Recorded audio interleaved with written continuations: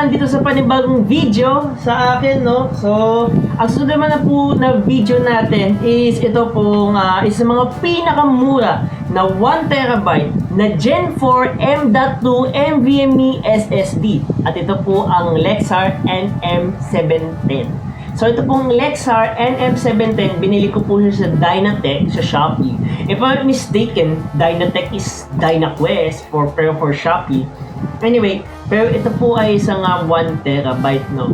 And also, kaya maganda din tong NVMe. In my opinion, ang pinaka nagustuhan ko talaga sa NVMe na M.2 SSD is the thing, hindi po siya magulo tignan sa PC case. Kasi nakapag-build up na, kasi nung nagtrabaho po ako, nag-build ako ng 3 PC or 4 na PC. Tapos lahat sila naka-NVMe SSD. And grabe, masasabi ko sa inyo, sobrang pulido, sobrang linis talaga ng loob ng PC niyon. Kahit ang pangit ng case, ang pangit ng cable management. Pero dahil walang SATA, dahil walang yung SATA pin power, sobrang linis po ng build na yun. And also, ito po ay isang Gen 4. Ay, ito yung pinakamura na Gen 4 na mabibili na 1TB NVMe SSD na mabibili po, which is 3,300 pesos if I'm not mistaken. So, taka, i-check out na nga po natin tong box, no? So, makikita nyo, 1TB NVMe.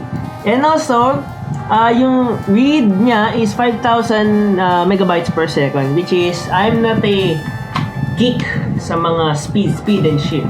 Pero, what I can say is, I think that's 5,000 is, I think is pangit fast. Pagbubukasan po natin, so ito po, no? So, ayan, maliit lang. So, ayan, wala pa po siyang heatsink. Pero nakakabili po kayo ng mga heatsink sa no? Sa Shopee!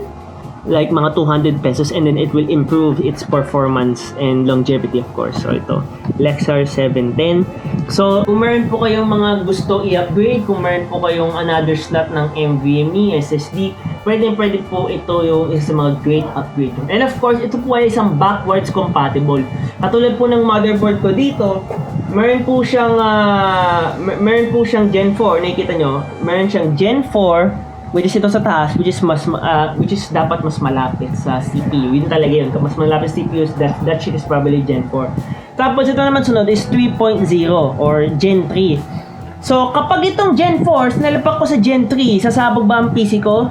Ang sagot, oo. Joke lang, putang ina. Hindi sasabog ang PC mo. Pero, this is a backwards compatible. Ibig sabihin, pwede nyo po ipasok itong Gen 4 dito sa Gen 3. So, then again, backwards compatible po siya. So, sa mga may Gen 3 na mga NVMe na slot na motherboard, tapos bumili na kayo Gen 4, mali nyo, mag-upgrade kayo ng motherboard sometime in the future. Eh di, magandang upgrade po to dahil kapag isasalpak na po to sa Gen 4, ayos na po siya dahil magiging Gen 4 speed na po siya.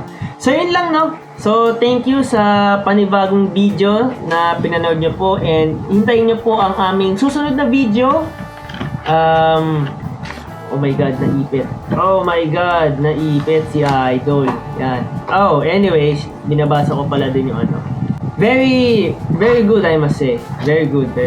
So, ayun, salamat at punta na po tayo sa sunod na video. Next week ko po pa next week ko pa po siya ipopost. So, bye-bye and see you next video.